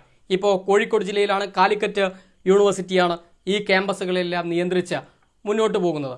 ഒരു ക്യാമ്പസിനകത്തൊരു വിദ്യാർത്ഥിക്ക് എന്തെങ്കിലും ഒരു ബുദ്ധിമുട്ടുണ്ടായി കഴിഞ്ഞാൽ, ആ വിദ്യാർത്ഥിക്ക് ഏതെങ്കിലും വിദ്യാർത്ഥി എന്ന നിലയിലുള്ള അവകാശങ്ങൾ ലംഘിക്കപ്പെട്ട് കഴിഞ്ഞാൽ, ലഭ്യമാകാതിരിക്കുന്ന സാഹചര്യമുണ്ടെങ്കിൽ ആ വിദ്യാർത്ഥിക്ക് കോളേജിൽ പരാതിപ്പെട്ടിട്ടും അതിലൊരു ധാരണയായിട്ടില്ലെങ്കിൽ ഇപ്പോൾ യൂണിവേഴ്സിറ്റിയിൽ പരാതിപ്പെടാൻ വേണ്ടി പറ്റും. യൂണിവേഴ്സിറ്റിയിൽ പരാതിപ്പെട്ട് കഴിഞ്ഞാൽ യൂണിവേഴ്സിറ്റി ഗ്രീവൻസ് സെല്ല്, സിൻഡിക്കേറ്റ് ഉൾപ്പെടെയുള്ള ആളുകൾ ആ പരാതി പരിശോധിച്ച് വിദ്യാർത്ഥി പക്ഷത്തു നിന്നുള്ള തീരുമാനം എടുക്കുന്ന നിലയുണ്ടാവും. ഇവിടെ എന്തുകൊണ്ടാണ് നമ്മുടെ യൂണിവേഴ്സിറ്റികളിൽ വിദ്യാർത്ഥി പക്ഷത്ത് നിന്നുകൊണ്ടുള്ള തീരുമാനം വരുന്നത് എന്ന ചോദ്യത്തിന് ഒറ്റ ഉത്തരമേ ഉള്ളൂ. എല്ലാ യൂണിവേഴ്സിറ്റിയുടെയും ഗ്രീവൻസ് സെല്ലുകളും അതുപോലെ തന്നെയുള്ള യൂണിവേഴ്സിറ്റിയുടെ ബോഡികളും, സിൻഡിക്കേറ്റ്, സെനറ്റ് ഉൾപ്പെടെയുള്ള ബോഡികൾ ജനാധിപത്യ അടിസ്ഥാനത്തിൽ എലക്ട് ചെയ്യപ്പെട്ട് വന്നിട്ടുള്ള ആളുകളാണ് ഈ ബോഡിയിലുള്ളത് എന്നുള്ളതാണ്. അതുകൊണ്ടാണ് ഒരു വിദ്യാർത്ഥിക്ക് ഒരു പരാതി ഉണ്ടെങ്കിൽ ഈ ബോഡി ആ പരാതി പരിശോധിച്ച് വിദ്യാർത്ഥി പക്ഷത്തു നിന്നുള്ള തീരുമാനം എടുത്തുകൊണ്ട് മുന്നോട്ട് പോകുന്നത്. എന്നാൽ ഇപ്പോൾ പറയുന്നത് ഓട്ടോണമസ് ക്യാമ്പസുകൾ വന്നു കഴിഞ്ഞാൽ ഇവിടെ അവരെ നിയന്ത്രിക്കാൻ പോകുന്ന ഗവേണിംഗ് ബോഡിയിൽ യാതൊരു ജനാധിപത്യ അടിസ്ഥാനവും ഇല്ലാതെ ആളുകൾ എലക്ട് ചെയ്യപ്പെടും, നോമിനേറ്റ് ചെയ്യപ്പെടും എന്നുള്ളതാണ്. അങ്ങനത്തെ ബോഡികൾ വന്നു കഴിഞ്ഞാൽ വിദ്യാർത്ഥികളുടെ അവകാശങ്ങളെ ഒരു ഘട്ടത്തിലും സംരക്ഷിക്കാൻ വേണ്ടി പോകുന്നില്ല എന്നുള്ളത് ഗൗരവത്തോടുകൂടി നാം നോക്കിക്കാണേണ്ടതാണ്. അത് മാനേജ്മെൻറ്റുകളെ, മുതലാളിമാരെ സംരക്ഷിക്കാൻ വേണ്ടി മാത്രമായിട്ട് ഒരു തീരുമാനം വരികയാണ്. അതാണ് ഈ റിപ്പോർട്ടിൻ്റെ ഭാഗമായിട്ടുള്ള ലക്ഷ്യം എന്നുള്ളത് ഓരോ ആളുകളും മനസ്സിലാക്കേണ്ടതുണ്ട്. മറ്റൊന്ന് ഗവേഷക മേഖലയാണ്. ഇന്ത്യയിൽ കഴിഞ്ഞ കാലങ്ങളിൽ ഏറ്റവും കൂടുതൽ ചർച്ച ചെയ്യപ്പെട്ടിട്ടുള്ള ഒരു മേഖലയാണ് ഗവേഷക മേഖല. ഇവിടെ ഗവേഷക മേഖലയിൽ നാഷണൽ റിസർച്ച് ഫൗണ്ടേഷൻ എന്ന് പറഞ്ഞൊരു ഫൗണ്ടേഷൻ നിർമ്മിക്കും എന്നുള്ളതാണ് ഈ പോളിസിയുടെ ഭാഗമായി പറഞ്ഞു വെക്കുന്നത്. ഇങ്ങനെ ഇന്ത്യയിലെ ആകമാനമുള്ള റിസർച്ച് പ്രവർത്തനങ്ങളെ എല്ലാം കൂടി ഒത്തുകൂട്ടാൻ വേണ്ടിയാണ്, എല്ലാം കൂടി ഒന്ന് ഏകോപിപ്പിക്കാൻ വേണ്ടിയാണ് ഇത്തരത്തിലുള്ളൊരു നാഷണൽ റിസർച്ച് ഫൗണ്ടേഷന് രൂപം കൊടുക്കുന്നത്. എല്ലാ റിസർച്ച് പ്രവർത്തനങ്ങളെ ഒരു കുടക്കീഴിൽ കൊണ്ടുവരിക എന്നുള്ളതാണ് ഉദ്ദേശം എന്ന് ഈ റിപ്പോർട്ടിൻ്റെ ഭാഗമായിട്ട് പറയുന്നു. ഈ റിപ്പോർട്ടിൽ തന്നെ പറഞ്ഞു വെക്കുന്നു, ഈ റിസർച്ച് ഫൗണ്ടേഷനിൽ ഒരു ബോഡി ഉണ്ടാകും എന്ന് പറയുന്നു, ഒരു സമിതി ഉണ്ടാകും എന്ന് പറയുന്നു. എന്തൊക്കെയാണ് ആ സമിതിയുടെ പ്രവർത്തനങ്ങൾ എന്നും ഈ റിപ്പോർട്ടിൽ പറയുന്നു. അതിങ്ങനെയൊക്കെയാണ്: ഏതൊക്കെ വിദ്യാർത്ഥിക്കാണ് സ്കോളർഷിപ്പ് കൊടുക്കേണ്ടത്, ഏതൊക്കെ റിസർച്ച് വിദ്യാർത്ഥിക്കാണ് ഫണ്ട് കൊടുക്കേണ്ടത്, ഏതൊക്കെ റിസർച്ച് വിദ്യാർത്ഥിയെയാണ് സാമ്പത്തികമായി സഹായിക്കേണ്ടത് എന്നുൾപ്പെടെയുള്ള എല്ലാ കാര്യങ്ങളും തീരുമാനിക്കുക ഈ ബോഡിയാണ്, ഈ സമിതിയാണ് എന്ന് ഈ റിപ്പോർട്ടിൻ്റെ ഭാഗമായിട്ട് പറയുന്നു. എന്തിൻ്റെ അടിസ്ഥാനത്തിലാണ് ഈ സമിതി ഇത്തരത്തിലുള്ള തീരുമാനങ്ങൾ എടുക്കുക എന്നും കൂടി ഈ റിപ്പോർട്ടിൽ പറയുന്നു. അതിങ്ങനെയാണ്: ഒരു വിദ്യാർത്ഥി എടുത്ത് റിസർച്ച് ചെയ്യുന്ന വിഷയം, ആ വിഷയം പഠിക്കേണ്ട വിഷയം തന്നെയാണോ, ആ വിഷയം പ്രോത്സാഹിപ്പിക്കേണ്ട വിഷയം തന്നെയാണോ, ആ വിഷയം ഗൗരവമുള്ള വിഷയമാണോ എന്ന് നോക്കിയതിൻ്റെ അടിസ്ഥാനത്തിലായിരിക്കും ഈ സമിതി ആ റിസർച്ച് ചെയ്യുന്ന വിദ്യാർത്ഥിയെ സാമ്പത്തികമായി സഹായിക്കണോ അല്ലെങ്കിൽ ആ വിദ്യാർത്ഥിക്ക് സ്കോളർഷിപ്പ് കൊടുക്കണോ എന്ന തീരുമാനങ്ങളെല്ലാം എടുക്കാൻ വേണ്ടി പോകുന്നത് എന്നുള്ളതാണ് ഈ റിപ്പോർട്ടിൻ്റെ ഭാഗമായി പറഞ്ഞു വെക്കുന്നത്. ഇത് കൃത്യമായിട്ടുള്ളൊരു തന്ത്രമാണ്. ഇന്ത്യയിലെ റിസർച്ച് വിദ്യാർത്ഥികൾ, ഒട്ടനവധിയായ ഇന്ത്യയിലെ റിസർച്ച് വിദ്യാർത്ഥികൾ ഇന്ന് റിസർച്ച് ചെയ്തുകൊണ്ടിരിക്കുന്നതാണ്. ഇന്ത്യയിലെ നവോത്ഥാനങ്ങളെക്കുറിച്ച്, ഇന്ത്യയിലെ ഭരണഘടനയെക്കുറിച്ച്, ഇന്ത്യയിലെ മതേതരത്വത്തെക്കുറിച്ച്, സ്ത്രീകളുടെ പോരാട്ടങ്ങളെക്കുറിച്ച്, കർഷകരുടെ പോരാട്ടങ്ങളെക്കുറിച്ച്, അങ്ങനെ വിവിധങ്ങളായ വിഷയങ്ങളാണ് ഇന്ത്യയിലെ വിദ്യാർത്ഥികൾ ഇന്ന് ഏറ്റവും കൂടുതൽ ആളുകൾ റിസർച്ച് ചെയ്തുകൊണ്ടിരിക്കുന്നത്. ഇങ്ങനെയുള്ള റിസർച്ചുകൾ ഇന്ത്യയിൽ വന്നു കഴിഞ്ഞാൽ ഒരു ഘട്ടത്തിൽ പോലും സ്വാതന്ത്ര്യ സമരത്തിൻ്റെ പല ഭാഗങ്ങളും റിസർച്ച് ചെയ്യുന്ന വിദ്യാർത്ഥികളുണ്ടാവും. അങ്ങനെ റിസർച്ച് ചെയ്ത് കഴിഞ്ഞാൽ എവിടെയും RSSനും BJPക്കും ഒരു സ്വാധീനവും ഉണ്ടാവില്ല, അല്ലെങ്കിൽ ഇവരുടെ റിപ്പോർട്ടിൽ എവിടെയും ഇവർക്കൊരു സ്വാധീനവും ഉണ്ടാവില്ല. ഈ റിപ്പോർട്ടുകളെല്ലാം ഇവരുടെ അജണ്ടകൾക്ക് എതിരായി മാറുന്ന ഒന്നായിരിക്കും എന്ന ഉദ്ദേശം നേരത്തെ തന്നെ RSSൻ്റെയും BJPയുടെയും നേതൃത്വത്തിനുണ്ടായിരുന്നു. നേരത്തെ തന്നെ കേന്ദ്രമന്ത്രിമാർ, ഇന്ത്യയിലെ കേന്ദ്രമന്ത്രിമാർ തന്നെ പറഞ്ഞിരുന്നു, ഇന്ത്യയിലെ ക്യാമ്പസുകളിൽ, JNU ഉൾപ്പെടെയുള്ള ഇന്ത്യയിലെ ക്യാമ്പസുകളിൽ സമരങ്ങൾക്കും പ്രക്ഷോഭങ്ങൾക്കും നേതൃത്വം കൊടുക്കുന്നത് റിസർച്ച് വിദ്യാർത്ഥികളാണ്. അതുകൊണ്ട് റിസർച്ച് വിദ്യാർത്ഥികളുടെ എണ്ണം വെട്ടിക്കുറക്കണം എന്ന് നേരത്തെ തന്നെ BJPയുടെ മന്ത്രിമാർ, RSS പ്രവർത്തകർ വിളിച്ചു പറയുന്ന സാഹചര്യം ഉണ്ടായിരുന്നു. അതിൻ്റെ എല്ലാം ഭാഗമായി ഒരു വിദ്യാർത്ഥി ഏത് വിഷയമെടുത്ത് റിസർച്ച് ചെയ്യണം, അല്ലെങ്കിൽ ആ വിദ്യാർത്ഥി എടുക്കുന്ന വിഷയം, ആ വിഷയത്തെ പരിശോധിച്ച് ആ വിദ്യാർത്ഥിയെ പ്രോത്സാഹിപ്പിക്കേണ്ടതുണ്ടോ, ഫണ്ട് കൊടുക്കേണ്ടതുണ്ടോ എന്നുള്ള കാര്യം പോലും തീരുമാനമെടുക്കാൻ ഒരു സമിതിയെ തന്ത്രപൂർവ്വം ഇവിടെ വെക്കുന്നു എന്നുള്ളതാണ് നാം മനസ്സിലാക്കേണ്ടത്. ഒരു ഉദാഹരണം കൂടി ഞാൻ സഖാക്കളുടെ ശ്രദ്ധയിലേക്ക് വെക്കാം. ഇവിടെ ഒരു വിദ്യാർത്ഥി കേന്ദ്രം ഭരിക്കുന്ന സർക്കാരിൻ്റെ അജണ്ടകൾക്ക് വിരുദ്ധമായി ഒരു വിഷയമെടുത്തുകൊണ്ട് റിസർച്ച് ചെയ്യുകയാണെങ്കിൽ ആ വിദ്യാർത്ഥിയെ ഈ റിസർച്ച് കമ്മിറ്റി സഹായിക്കുമോ ഇല്ലയോ എന്നൊരു ചോദ്യം നാം ചോദിച്ചു കഴിഞ്ഞാൽ അതിൻ്റെ ഉത്തരം കേന്ദ്രം ഭരിക്കുന്ന സർക്കാരുകളുടെ താല്പര്യത്തിന് വിരുദ്ധമായോ അവരുടെ അജണ്ടകൾക്ക് വിരുദ്ധമായോ ഒരു വിദ്യാർത്ഥി ഒരു റിസർച്ച് വിഷയമെടുത്ത് പഠനം നടത്തുകയാണെങ്കിൽ ആ വിദ്യാർത്ഥിയെ ഒരു ഘട്ടത്തിലും ഇവിടെ പ്രോത്സാഹിപ്പിക്കാൻ വേണ്ടി പോകുന്നില്ല. ആ വിദ്യാർത്ഥിയുടെ റിസർച്ച് പഠനം പാതി വഴിയിൽ ഉപേക്ഷിച്ച് വിദ്യാർത്ഥി പോകുന്ന അടിസ്ഥാനത്തിലേക്കുള്ള പ്രവർത്തനങ്ങൾ ഉണ്ടാകും എന്നുള്ളതും നാം മനസ്സിലാക്കേണ്ടത്. ഇങ്ങനെ റിസർച്ച് മേഖലയിൽ വലിയ ഒരു കടിഞ്ഞാൺ ഇടാൻ വേണ്ടിയുള്ള ഒരു തന്ത്രമാണ് ഈ പോളിസിയിലൂടെ ഇവിടെ നടപ്പിലാക്കാൻ വേണ്ടി പോകുന്നത് എന്ന് നാം കാണേണ്ടതുണ്ട്. ഇവിടെ ഞാൻ നേരത്തെ പറഞ്ഞു വെച്ചതാണ്, ഈ സംസാരത്തിൻ്റെ ആദ്യഘട്ടത്തിൽ ഞാനിവിടെ പറഞ്ഞു വെച്ചു, ഇന്ത്യയിലെ പൊതുവിദ്യാഭ്യാസ മേഖലയെ സംരക്ഷിക്കാൻ ഒന്നും തന്നെ ഈ റിപ്പോർട്ടിൽ പറഞ്ഞു വെക്കുന്നില്ല. സ്വാഭാവികമായി ഈ റിപ്പോർട്ടിൽ പറയേണ്ടത് ഇന്ത്യയിലെ പൊതുവിദ്യാഭ്യാസ മേഖലയെ ശക്തിപ്പെടുത്തി മുന്നോട്ട് പോകാൻ ആവശ്യമായിട്ടുള്ള തീരുമാനങ്ങൾ എടുക്കാൻ വേണ്ടിയുള്ള നിർദ്ദേശങ്ങളെല്ലാം ഈ റിപ്പോർട്ടിൽ വേണമായിരുന്നു. പക്ഷേ ഇന്ത്യയിലെ പൊതുവിദ്യാഭ്യാസ മേഖലയെ സംരക്ഷിക്കാൻ വേണ്ടി പ്രത്യേകമൊന്നും പറയുന്നില്ല എന്നുള്ളത് മാത്രമല്ല, ഇന്ത്യയിലെ പൊതുവിദ്യാഭ്യാസ മേഖലയെയും സ്വകാര്യ വിദ്യാഭ്യാസ മേഖലയിൽ ഒരുപോലെ നോക്കിക്കാണാൻ വേണ്ടിയാണ് ഈ റിപ്പോർട്ട് തയ്യാറായി മുന്നോട്ട് വരുന്നത് എന്നുള്ളത് നാം മനസ്സിലാക്കേണ്ടതുണ്ട്. അതായത് നാളെ ഇന്ത്യയിലെ പൊതുവിദ്യാഭ്യാസ മേഖല തകർന്നാലും ഇന്ത്യയിലെ സ്വകാര്യ വിദ്യാഭ്യാസ മേഖലയെ സംരക്ഷിക്കാൻ ആവശ്യമായിട്ടുള്ള ഇടപെടൽ രാജ്യം ഭരിക്കുന്ന സർക്കാർ ഈ പോളിസിയുടെ ഭാഗമായി നടപ്പിലാക്കും എന്നുള്ള അതിഗൗരവപരമായിട്ടുള്ള വിഷയം നാം ഇതിനകത്ത് ചർച്ച ചെയ്തുകൊണ്ട് പോവേണ്ടതുണ്ട്. ഇവിടെ ഇന്ത്യയിൽ ഇപ്പം മുതലല്ല, ഈ NDA സർക്കാർ, ഒന്നാം NDA സർക്കാർ വന്നപ്പോഴും ഇപ്പോൾ രണ്ടാം NDA സർക്കാർ വന്നപ്പോഴും എല്ലാം കണ്ടുകൊണ്ടിരിക്കുന്നത് ഇന്ത്യയിലെ സ്വകാര്യ സ്ഥാപനങ്ങളെ പ്രോത്സാഹിപ്പിക്കാൻ ആവശ്യമായിട്ടുള്ള ഇടപെടൽ നടത്തുന്നു എന്നുള്ളതാണ്. ഇതിൻ്റെ ഭാഗമായിട്ടാണ് അംബാനിയുടെ ജിയോ യൂണിവേഴ്സിറ്റി, തറക്കല്ല് പോലും ഇടാത്ത യൂണിവേഴ്സിറ്റിയാണ്, അംബാനിയുടെ തറക്കല്ല് പോലും ഇടാത്ത ജിയോ യൂണിവേഴ്സിറ്റിക്കാണ് സെൻറ്റർ ഓഫ് എക്സലൻസ് അവാർഡ് 1000 കോടിയുടെ അവാർഡ് ലഭ്യമായിട്ടുള്ളത്. ഇവിടെ സ്ഥാപനം പോലും പൊന്താത്ത ഒരു യൂണിവേഴ്സിറ്റിക്ക് എക്സലൻസ് സെൻറ്റർ എന്നുള്ള അവാർഡ് കൊടുക്കുന്ന നിലയുണ്ടാവും. ഇതിൻ്റെ അർത്ഥം ഭാവിയിൽ ഇന്ത്യയിലെ പൊതുമേഖല വിദ്യാഭ്യാസ സ്ഥാപനങ്ങളെ സംരക്ഷിക്കാൻ വേണ്ടി പോകുന്നില്ല എന്നുള്ളതാണ്.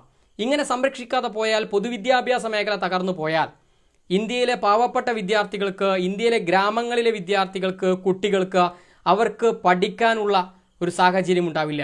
അവർ പഠിക്കാതെ പോയാൽ ഇന്ത്യയിലെ ഗ്രാമങ്ങളിൽ ആണ് ഏറ്റവും കൂടുതൽ ആളുകൾ താമസിക്കുന്നത്, ഏറ്റവും കൂടുതൽ കുട്ടികൾ ഗ്രാമങ്ങളിലാണുള്ളത്.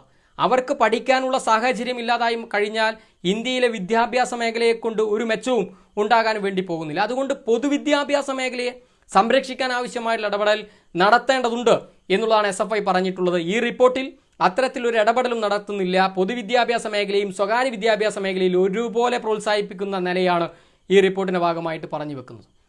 മറ്റ് ഏറ്റവും പ്രധാനമായ ഒരു കാര്യം, ഇന്ത്യയിലേക്ക് വിദേശ യൂണിവേഴ്സിറ്റികൾ കടന്നു വരും എന്നുള്ളതാണ് ഈ റിപ്പോർട്ടിൻ്റെ ഭാഗമായിട്ട് പറഞ്ഞു വെക്കുന്ന ഒരു കാര്യം. അങ്ങനെ പറഞ്ഞു വെക്കുന്ന സമയത്ത് വിവിധങ്ങളായിട്ടുള്ള ആളുകൾ, ചാനലുകളെല്ലാം വളരെ ആകാംക്ഷയോടുകൂടി ആ വാർത്ത ഏറ്റെടുക്കുന്ന നിലയുണ്ടായി. ചില ആളുകളെല്ലാം പറയുന്നു വിദേശ യൂണിവേഴ്സിറ്റികൾ ഇങ്ങോട്ട് വരട്ടെ, നല്ലതല്ലേ എന്നെല്ലാം പറഞ്ഞു വെക്കുന്ന സാഹചര്യം കൂടിയുണ്ട്. പക്ഷേ നാം മനസ്സിലാക്കേണ്ടത്, ഈ റിപ്പോർട്ടിൻ്റെ ഭാഗമായി ഏത് വിദേശ യൂണിവേഴ്സിറ്റിയാണ് ഇന്ത്യയിലേക്ക് വരുന്നത് എന്ന് ഈ റിപ്പോർട്ടിൻ്റെ ഭാഗമായി എവിടെയും പറയുന്നില്ല എന്നുള്ളതാണ് നാം മനസ്സിലാക്കേണ്ടത്. ഏത് യൂണിവേഴ്സിറ്റിയാണ്, ലോകത്തിലെ പ്രശസ്തമായിട്ടുള്ള ഏത് യൂണിവേഴ്സിറ്റി ഇന്ത്യയിലേക്ക് വരുന്നു? ഓക്സ്ഫോർഡ് യൂണിവേഴ്സിറ്റി ഇങ്ങോട്ട് വരുന്നുണ്ടോ? റിപ്പോർട്ടിൽ പറയുന്നില്ല. കാംബ്രിഡ്ജ് യൂണിവേഴ്സിറ്റി വരുന്നുണ്ടോ? AE യൂണിവേഴ്സിറ്റി വരുന്നുണ്ടോ? ഏതെങ്കിലും ഒരു യൂണിവേഴ്സിറ്റി, പ്രശസ്തമായ യൂണിവേഴ്സിറ്റി വരുന്നുണ്ടോ എന്നതിനെക്കുറിച്ചൊന്നും ഈ റിപ്പോർട്ടിൽ പറയുന്നില്ല. ഈ റിപ്പോർട്ടിൽ പറഞ്ഞു വെക്കുന്നത് ഇവിടെ വിദേശ യൂണിവേഴ്സിറ്റികൾ ഇങ്ങോട്ട് വരും എന്നുള്ളത് മാത്രമാണ്. അത് ഏതെല്ലാം യൂണിവേഴ്സിറ്റികളാണ് വരിക എന്നതിനെക്കുറിച്ചൊന്നും ഈ റിപ്പോർട്ടിനകത്ത് പറഞ്ഞു വെക്കുന്നില്ല. നാം മനസ്സിലാക്കേണ്ട ഏറ്റവും ഗൗരവപരമായിട്ടുള്ളൊരു വിഷയം, ഒരു യൂണിവേഴ്സിറ്റിയും ഒരു രാജ്യത്തു നിന്നും അല്ലെങ്കിൽ ഒരു സ്ഥലത്തു നിന്നും മറ്റൊരു സ്ഥലത്തേക്ക് പറച്ചു നടേണ്ട ഒന്നല്ല എന്നുള്ളതാണ് ആദ്യഘട്ടത്തിൽ നാം മനസ്സിലാക്കേണ്ടത്. ഒരു യൂണിവേഴ്സിറ്റിയും ഒരു സ്ഥലത്തു നിന്നും മറ്റൊരു സ്ഥലത്തേക്ക് പറച്ചു നടേണ്ട ഒന്നല്ല എന്നുള്ളത് നാം എല്ലായിടത്തും പറയാനും മനസ്സിലാക്കാനും തയ്യാറാകണം. ഒരു സർവകലാശാല രൂപപ്പെടേണ്ടത് അത് നിലനിൽക്കുന്ന ചരിത്രപരമായിട്ടുള്ള, സാമൂഹ്യപരമായിട്ടുള്ള, സാംസ്കാരികപരമായിട്ടുള്ള പ്രത്യേകതകൾ ഉൾക്കൊണ്ടുകൊണ്ടാണ് ഒരു യൂണിവേഴ്സിറ്റി രൂപപ്പെട്ടു വരേണ്ടത്. അങ്ങനെയുള്ള യൂണിവേഴ്സിറ്റിക്ക് സമൂഹത്തിനെ മുന്നോട്ട് കൊണ്ടുപോകാൻ ആവശ്യമായ അറിവ് ഉൽപ്പാദിപ്പിക്കുന്ന കേന്ദ്രങ്ങളായി മാറാൻ വേണ്ടി സാധിക്കുകയുള്ളൂ. അതല്ലാതെ ഒരു രാജ്യത്തു നിന്നുള്ള യൂണിവേഴ്സിറ്റിയെ ഇങ്ങോട്ട് പറിച്ചു നട്ടാലൊന്നും അറിവുൽപ്പാദിപ്പിക്കുന്ന കേന്ദ്രങ്ങളായി മികച്ച സെൻറ്ററുകളായി നമ്മുടെ യൂണിവേഴ്സിറ്റികൾ മാറാൻ വേണ്ടി പോകുന്നില്ല. നമ്മുടെ യൂണിവേഴ്സിറ്റികൾ മികച്ച സെൻറ്ററുകളായി മാറണമെങ്കിൽ നമ്മുടെ സാഹചര്യത്തിൽ, നമ്മുടെ സാമൂഹിക സാംസ്കാരിക സാഹചര്യത്തിൽ രൂപപ്പെട്ടു വരുന്ന യൂണിവേഴ്സിറ്റികളാകണം. ഇവിടെ പറയുന്നത് വിദേശത്ത് നിന്ന് യൂണിവേഴ്സിറ്റികൾ വരുമെന്നുള്ളതാണ്. ഏത് യൂണിവേഴ്സിറ്റിയാണ് വരുന്നത്? അതിനെക്കുറിച്ച് എവിടെയും പറഞ്ഞു വെക്കുന്നില്ല. പക്ഷേ ഒരു കാര്യം നമുക്ക് മനസ്സിലാക്കാൻ വേണ്ടി സാധിക്കും. അതൊന്ന്, മറ്റ് രാജ്യങ്ങളിൽ പ്രവർത്തിക്കുന്ന സ്വകാര്യ സ്ഥാപനങ്ങൾ, വിദ്യാഭ്യാസ സ്ഥാപനങ്ങളെ ഇന്ത്യയിലേക്ക് കൊണ്ടുവന്ന് അവർക്ക് ഇന്ത്യയിൽ കച്ചവടം ചെയ്യാനുള്ള സാഹചര്യങ്ങൾ ഒരുക്കുക എന്നുള്ളതാണ് ഇവിടെ രാജ്യം ഭരിക്കുന്ന സർക്കാരും ഈ പോളിസിയിലൂടെ ഉദ്ദേശം വെക്കുന്നത്. മറ്റ് രാജ്യങ്ങളിലെ വിദ്യാഭ്യാസ സ്ഥാപനങ്ങൾക്ക് ഇന്ത്യയിൽ വന്ന് ഇവിടെ വിദ്യാഭ്യാസ കച്ചവടം നടത്തി പോകാനുള്ള ഒരു വഴിയൊരുക്കി കൊടുക്കുന്നു വിദേശ യൂണിവേഴ്സിറ്റി വഴി എന്നുള്ളതാണ് നാം മനസ്സിലാക്കേണ്ടത്. ഇവിടെ മറ്റൊന്ന് ഈ റിപ്പോർട്ടിൽ പറയുന്നു, ഡിഗ്രി കോഴ്സുകൾ 4 വർഷമാക്കി ഡിഗ്രി കോഴ്സുകൾ മാറ്റും എന്ന് റിപ്പോർട്ടിൽ പറയുന്നു. ഇത് പറയുന്ന സമയത്ത് തന്നെ പല ആളുകളും വളരെ ആവേശത്തോടു കൂടി ആ വിഷയം ഏറ്റെടുക്കുകയാണ്. ഇപ്പം ചില മാധ്യമങ്ങൾ ഉൾപ്പെടെ അവരുടെ ചില പ്രത്യേക താല്പര്യത്തോടു കൂടി ആ വിഷയം ഏറ്റെടുക്കുകയാണ്. ഡിഗ്രി കോഴ്സുകൾ 4 വർഷമാക്കുന്നു. അതിൽ 1 വർഷമേ വിദ്യാർത്ഥിക്ക് പഠിക്കാൻ വേണ്ടി പറ്റുന്നുള്ളൂ എങ്കിൽ 1 വർഷം പഠിച്ചതിൻ്റെ സർട്ടിഫിക്കറ്റ് കൊടുത്ത് ആ വിദ്യാർത്ഥിയെ പറഞ്ഞയക്കും എന്ന് പറയുന്നു. ആ വിദ്യാർത്ഥിക്ക് 2 വർഷമാണ് പഠിക്കാൻ വേണ്ടി പറ്റുമെങ്കിൽ 2 വർഷം പഠിച്ചതിൻ്റെ സർട്ടിഫിക്കറ്റ് കൊടുത്ത് ആ വിദ്യാർത്ഥിയെ പറഞ്ഞയക്കുന്നു. ഇനി ആ വിദ്യാർത്ഥിക്ക് 3 വർഷമേ പഠിക്കാൻ പറ്റുന്നുള്ളൂ എങ്കിൽ 3 വർഷം പഠിച്ചതിൻ്റെ സർട്ടിഫിക്കറ്റ് കൊടുത്ത് പറഞ്ഞയക്കുന്നു എന്ന് ഈ റിപ്പോർട്ടിൻ്റെ ഭാഗമായി പറയുന്നു. ഇത് കേൾക്കുമ്പോൾ ചില ആളുകൾക്ക് വളരെ ആവേശമുണ്ടാവും. നാം മനസ്സിലാക്കേണ്ട ഒരു കാര്യം, ഇന്ത്യയിൽ ഇപ്പോൾ 3 വർഷത്തെ ഡിഗ്രി കോഴ്സാണ് നടത്തിക്കൊണ്ടിരിക്കുന്നത്. എല്ലാവർക്കും 3 വർഷം കൃത്യമായി പഠിക്കാനുള്ള സാഹചര്യം ഇന്ത്യയിലുണ്ട്.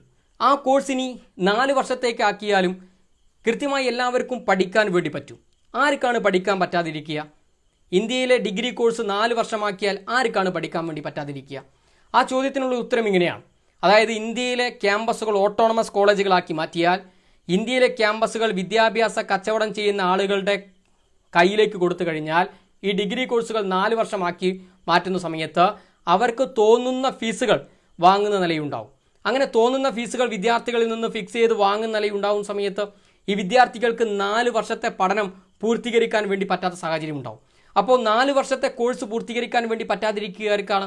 പാവപ്പെട്ട, അവർ ചോദിക്കുന്ന പണം, കോളേജുകൾ ചോദിക്കുന്ന പണം, ഓട്ടോണമസ് കോളേജുകൾ ചോദിക്കുന്ന പണം എടുത്തു കൊടുക്കാൻ വേണ്ടി പറ്റാത്ത ആളുകൾക്കായിരിക്കും കോഴ്സ് പൂർത്തീകരിക്കാതെ പാതി വഴിയിൽ നിർത്തിപ്പോരേണ്ട സാഹചര്യം ഉണ്ടാവുക. അങ്ങനെ നിർത്തിപ്പോരുന്ന സമയത്ത് ഇപ്പോൾ ഏതെങ്കിലും ക്യാമ്പസിൽ പോയി നമ്മൾ 1 വർഷം പഠിച്ച് 2ാം വർഷത്തേക്കുള്ള ഫീസ് വേണമെന്ന് പറയുമ്പോൾ ഫീസ് അടച്ചില്ലെങ്കിൽ വിദ്യാർത്ഥിയെ TC കൊടുത്ത് പുറത്തയക്കുന്ന ഒരു സാഹചര്യത്തിന് വ്യത്യസ്തമായി ഇവിടെ എന്തുണ്ടാകുന്നു? 1 വർഷത്തെ ഫീസാണ് കുട്ടി കൊടുത്തതെങ്കിൽ, 1 വർഷത്തെ പഠനമാണ് ആ കുട്ടി പഠിച്ചതെങ്കിൽ ആ കുട്ടിക്ക് ആ 1 വർഷത്തെ സർട്ടിഫിക്കറ്റ് കൊടുത്തുകൊണ്ട് ശരി, എന്നാൽ നിങ്ങളുടെ പഠനം കഴിഞ്ഞു, നിങ്ങൾ പോയിക്കോ എന്ന് പറയുന്ന ഒരു രീതിയാണ് ഇതിൽ വരാൻ വേണ്ടി പോകുന്നത് എന്ന് നാം മനസ്സിലാക്കണം. ഇത് കൃത്യമായി ഓട്ടോണമസ് ക്യാമ്പസുകളായി കഴിഞ്ഞാൽ 4 വർഷത്തിലേക്ക് കോഴ്സുകൾ കൂടുകയും സാഹചര്യം ഉണ്ടായാൽ പഠിക്കാൻ പറ്റാതിരിക്കുക, പഠനം പാതി വഴിയിൽ ഉപേക്ഷിക്കപ്പെടേണ്ടി വരിക ഈ പാവപ്പെട്ട വിദ്യാർത്ഥികൾക്കാണ്. എല്ലാവർക്കും 4 വർഷം കോഴ്സ് പൂർത്തീകരിക്കാനുള്ള സാഹചര്യം ഇന്നുണ്ട്. പക്ഷേ ക്യാമ്പസുകൾ ഓട്ടോണമസ് ആക്കി കഴിഞ്ഞാൽ, അവർ തോന്നുന്ന പണം വാങ്ങിക്കഴിഞ്ഞാൽ പാവപ്പെട്ടവർക്ക് പഠിക്കാൻ പറ്റാത്ത സാഹചര്യം ഉണ്ടാകും എന്നുള്ളത് ഗൗരവത്തോടു കൂടി നാം കാണണം. ഇവിടെ അമേരിക്കയിൽ ഇപ്പോൾ 4 വർഷത്തെ ഡിഗ്രി കോഴ്സാണ് അമേരിക്കയിൽ നടത്തിക്കൊണ്ട് മുന്നോട്ട് പോകുന്നത്. അങ്ങനെ അമേരിക്കയിൽ 4 വർഷത്തെ ഡിഗ്രി കോഴ്സ് നടത്തുമ്പോൾ അമേരിക്കയിലെ പത്രമാധ്യമങ്ങൾ റിപ്പോർട്ട് ചെയ്തിട്ടുള്ള വാർത്ത, അവിടെ 4 വർഷം കോഴ്സ് കംപ്ലീറ്റ് ചെയ്യാതെ പല വിദ്യാർത്ഥികളും പാതി വഴിയിൽ പഠനം ഉപേക്ഷിക്കുന്നു എന്നുള്ളതാണ്. അതായത് 4 വർഷത്തെ പഠനം നടത്തണമെങ്കിൽ ഓരോ ഘട്ടം ഘട്ടമായി അവർ നിശ്ചയിക്കുന്ന പൈസ കൊടുക്കണം. ആ പൈസ കൊടുക്കാൻ വേണ്ടി പറ്റാതെ, പണമടക്കാൻ വേണ്ടി പറ്റാതെ പഠനം നിർത്തേണ്ടി വരുന്ന സാഹചര്യം അമേരിക്കയിലെ വിദ്യാർത്ഥികൾക്കുണ്ടാകുന്നു എന്ന് പറയുന്നു. അപ്പോൾ അതേ സാധനം തന്നെ ഇങ്ങോട്ട് കൊണ്ടുവന്നാൽ സ്വാഭാവികമായി ഇവിടെ ഉണ്ടാകാൻ വേണ്ടി പോകുന്നത് പാവപ്പെട്ട വിദ്യാർത്ഥികൾക്ക് പഠിക്കാൻ പറ്റാത്ത സാഹചര്യമാണ് എന്നുള്ളതാണ്. ഇങ്ങനെ ഈ റിപ്പോർട്ടിനകത്ത് എല്ലാ ഭാഗത്തും ഒന്ന് എടുത്തു പരിശോധിച്ച് കഴിഞ്ഞാൽ ഈ റിപ്പോർട്ട് സുന്ദരമായ റിപ്പോർട്ടാണ് എന്ന് ഒറ്റനോട്ടത്തിൽ നമുക്ക് മനസ്സിലാവുന്ന സ്ഥിതിയുണ്ടെങ്കിൽ, ആ റിപ്പോർട്ട് ഒന്ന് കൃത്യമായൊരു പഠനം നടത്തി കഴിഞ്ഞാൽ നമുക്ക് മനസ്സിലാവുന്ന ഏറ്റവും പ്രധാനപ്പെട്ട കാര്യം, ഈ റിപ്പോർട്ട് ഉന്നം വെക്കുന്നത് വിദ്യാഭ്യാസ മേഖലയിലെ കച്ചവടവൽക്കരണത്തിനും അതുപോലെ തന്നെ വിദ്യാഭ്യാസ മേഖലയെ കേന്ദ്രീകരിക്കാനും വിദ്യാഭ്യാസ മേഖലയെ കാവ്യവൽക്കരിക്കാനും വേണ്ടിയാണ് എന്ന് നമുക്ക് മനസ്സിലാവും. വർണ്ണക്കടലാസിൽ പൊതിഞ്ഞ കാവ്യ അജണ്ടകളാണ് ഈ റിപ്പോർട്ടിൻ്റെ ഭാഗമായി നടപ്പിലാക്കാൻ വേണ്ടി പോകുന്നത് എന്ന് നമുക്ക് മനസ്സിലാവും. ഇന്ത്യയിലെ വിദ്യാഭ്യാസ മേഖലയിലെ സംസ്ഥാന സർക്കാരുകളുടെ പങ്ക് ഇല്ലാതാക്കി മാറ്റുക, ഇന്ത്യയിലെ വിദ്യാഭ്യാസ മേഖലയിലെ സെക്കുലറിസം മതനിരപേക്ഷത ഇല്ലാതാക്കി മാറ്റുക, ഇന്ത്യയിലെ വിദ്യാഭ്യാസ മേഖലയെ സ്വകാര്യവൽക്കരിച്ചുകൊണ്ട് ഇന്ത്യയിലെ പൊതുവിദ്യാഭ്യാസ മേഖലയെ സംരക്ഷിക്കാതെ ഇന്ത്യയിൽ വിദ്യാഭ്യാസ കച്ചവടത്തിനുള്ള വേദിയൊരുക്കി കൊടുക്കാനുള്ള പ്രവർത്തനത്തിൽ ഏറ്റെടുക്കുക എന്നുള്ളതാണ് ഈ റിപ്പോർട്ടിൻ്റെ ഭാഗമായി ഉദ്ദേശിച്ചുകൊണ്ട് മുന്നോട്ട് വരുന്നത്. അതിന് ഈ കേന്ദ്ര സർക്കാരിൻ്റെ കാവ്യ അജണ്ടകൾ നടപ്പിലാക്കാൻ ആവശ്യമായിട്ടുള്ള എല്ലാ സാധ്യതകളും ഈ റിപ്പോർട്ട് തുറന്നു കൊടുക്കുന്നു എന്നുള്ളതാണ് നാം മനസ്സിലാക്കേണ്ടത്. ഇത്രത്തോളമുള്ള ഗൗരവപരമായിട്ടുള്ള വിവിധങ്ങളായ പ്രശ്നങ്ങൾ ഈ റിപ്പോർട്ടിൻ്റെ ഭാഗമായിട്ടുണ്ട് എന്നുള്ളത് നാം മനസ്സിലാക്കേണ്ടതുണ്ട്. ശക്തമായ പ്രതിഷേധം ഈ റിപ്പോർട്ടുമായി ബന്ധപ്പെട്ടുകൊണ്ട് നാം നടത്തിക്കൊണ്ട് മുന്നോട്ട് വരേണ്ടതുണ്ട്. ഇന്ത്യയിലെ വിദ്യാഭ്യാസം പാവപ്പെട്ടവന് അന്യമാകുന്ന കാലത്തേക്ക് ഈ റിപ്പോർട്ട് നമ്മളെ കൊണ്ടുപോകും എന്നുള്ളതാണ് മനസ്സിലാക്കുന്നത്. ഇന്ത്യയിലെ വിദ്യാഭ്യാസം ഓരോ വിദ്യാർത്ഥിക്കും, അത് പാവപ്പെട്ടവനെന്നോ പണക്കാരനെന്നോ വ്യത്യാസമില്ലാതെ എല്ലാവർക്കും ഒരുപോലെ വിദ്യാഭ്യാസം ലഭിക്കുന്ന നാടായി, രാജ്യമായി നമ്മുടെ രാജ്യം മാറേണ്ടതുണ്ട്. അങ്ങനെ ഇന്ത്യ രാജ്യം മാറി മുന്നോട്ട് വരണമെങ്കിൽ ഇത്തരത്തിലുള്ള പോളിസി ഇന്ത്യക്കകത്ത് നടപ്പിലാക്കാൻ വേണ്ടി സാധിക്കരുത്. ഇന്ത്യയിൽ ഇത്തരത്തിലുള്ളൊരു പോളിസിയുമായി ഇന്ത്യ രാജ്യം മുന്നോട്ട് വന്നു കഴിഞ്ഞാൽ ഇന്ത്യയിലെ പൊതുവിദ്യാഭ്യാസ മേഖലയെ തകർത്ത് സ്വകാര്യ വിദ്യാഭ്യാസ മേഖലയെ കച്ചവടത്തിൻ്റെ പാതയിലേക്ക്, സ്വകാര്യ വിദ്യാഭ്യാസ മേഖലയെ പ്രോത്സാഹിപ്പിച്ച് കച്ചവടത്തിൻ്റെ പാതയിലേക്ക് ഇന്ത്യൻ വിദ്യാഭ്യാസ മേഖല മാറ്റും എന്നുള്ളതാണ് സഖാക്കൾ മനസ്സിലാക്കേണ്ടത്. ഏറ്റവും ശക്തമായി ഈ ന്യൂ എഡ്യൂക്കേഷൻ പോളിസിയെ എതിർത്തുകൊണ്ട് മുന്നോട്ട് വരാൻ സഖാക്കൾ തയ്യാറാവേണ്ടതുണ്ട് എന്നുള്ളത് സഖാക്കളെ ഓർമ്മിപ്പിക്കുകയാണ്. സഖാവ് മുഹമ്മദ് മുസ്തഫയുടെ രക്തസാക്ഷിത്വ ദിനവും കൂടിയാണ് ഇന്ന്. ഈ സമയത്ത് ഉൾപ്പെടെ സഖാവ് അടിയന്തരാവസ്ഥ കാലത്ത് വിദ്യാഭ്യാസത്തിന് വേണ്ടിയുള്ള പോരാട്ടം നടത്തിയതിൻ്റെ ഭാഗമായി രക്തസാക്ഷിത്വം വരിക്കേണ്ടി വന്നിട്ടുള്ള ധീരനായിട്ടുള്ള രക്തസാക്ഷിയാണ് സഖാവ് മുഹമ്മദ് മുസ്തഫ. സഖാവിൻ്റെ ഓർമ്മകൾ പുതുക്കുന്ന ഈ വേളയിൽ നാം വിദ്യാഭ്യാസ കച്ചവടത്തിനെതിരെയുള്ള ഏറ്റവും ശക്തമായിട്ടുള്ള പോരാട്ടത്തിന് മുന്നോട്ട് വരേണ്ടതുണ്ട്. എൻ്റെ ശബ്ദം കേൾക്കുന്ന മുഴുവൻ ആളുകളെയും അഭിവാദ്യം നേർന്നുകൊണ്ട് ഇവിടെ ഈ പരിപാടി ഞാൻ നിർത്തുന്നു എന്ന് മാത്രം പറഞ്ഞുകൊണ്ട് അവസാനിപ്പിക്കുന്നു സഖാക്കളെ. അഭിവാദ്യങ്ങൾ.